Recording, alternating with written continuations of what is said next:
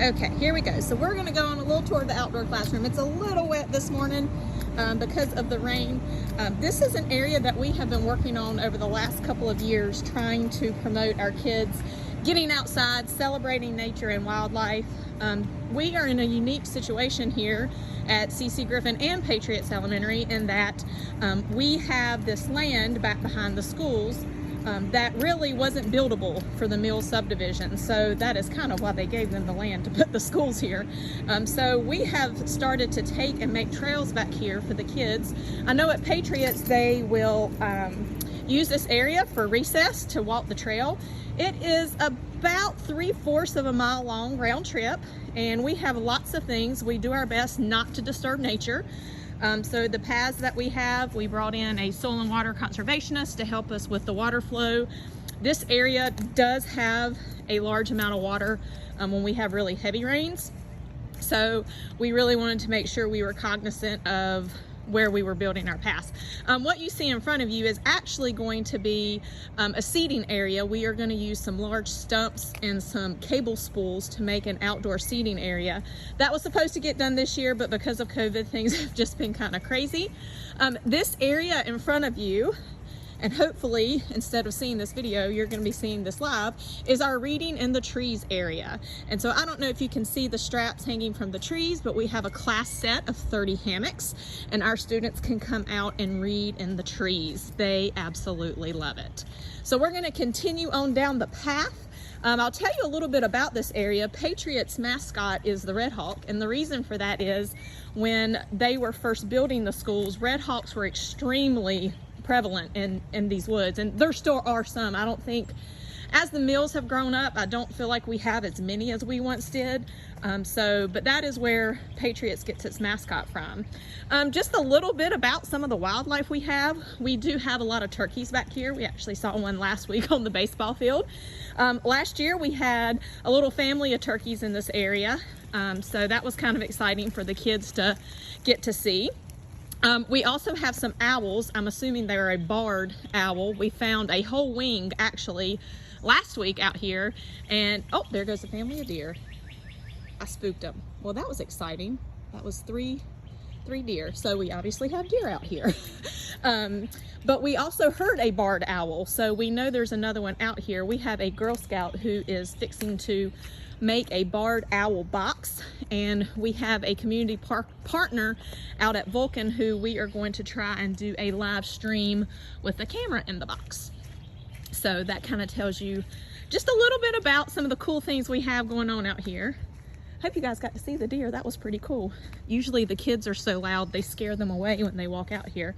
I would say you would be kind of surprised at how many kids, I don't know, I grew up playing in the woods, but how many kids haven't had that experience depending on where they live. So when they come out here, a lot of times they are intrigued by everything that they have. So where we are walking to now is an area, well, I call it the beach, but it is a creek. I guess it's really Rocky River. A creek that feeds Rocky River. Maybe it is Rocky River. I need to look that up on the map. And this little area here, we had a rather cool project going last year. We had our 8th grade students designing a bridge to go in right here. And the reason for that was, as you can see, when it rains, it's kind of hard to get across. And we had this board, which obviously is not super safe. So they actually designed bridges, and we had a engineer come in and talk to the kids about all the different things they would need to think about. I'm gonna walk around the side because I don't know if that board's gonna hold me. And he selected the winning bridge design. We bought all of the materials for it, and then COVID happened. So we have not gotten the bridge created just yet. Bear with me and my camera skills here. So anyway, hopefully next year we get a bridge going in.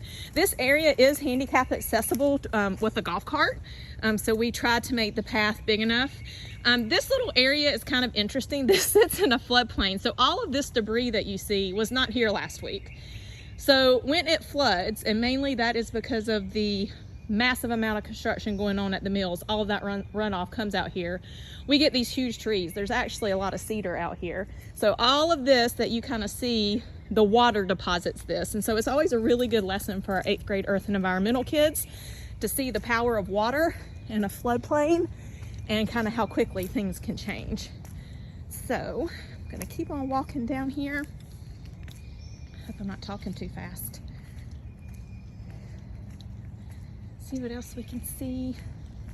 So again, just see these massive trees that this area is usually underwater after a big rain, which is why I came on out. This is actually Monday because I'm worried if we get a really big rain, we're not going to be able to get out here tomorrow for the virtual tour. So I thought I'd come out and take a quick video of this area.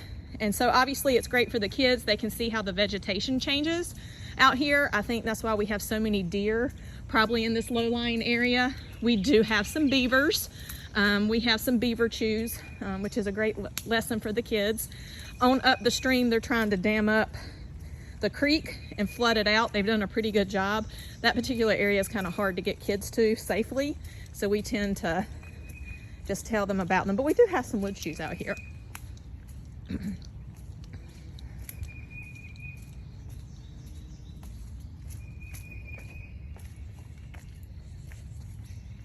Might not be able to get through. That's what I was afraid of. Let's see. So I don't know if you can see down here is the creek. And when the water is not high, I will see if I can navigate without making a mess of myself or finding a snake. It's really neat.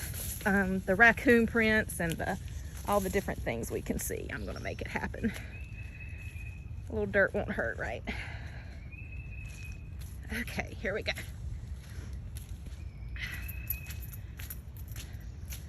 Our kids will love to see this because we were out here about all last week with the City Nature Challenge. But when this water goes down, this whole area is a sandy beach. And you can see all kinds of deer tracks. It's great for the City Nature Challenge. This creek continues to erode at a pretty high pace. I know the farmer across the creek has lost her whole cattle fence. For a while we were finding cows out here to this creek. We are in need of some creek restoration. I think she has put in an application or permit or something to try and do something about this area because it just kind of keeps inching away at her field on the other side. So what we're going to do now, that was kind of the CC Griffin side. We're going to wind back up on the Patriot side. And this will show you some of the neat things they have in their outdoor classroom as well.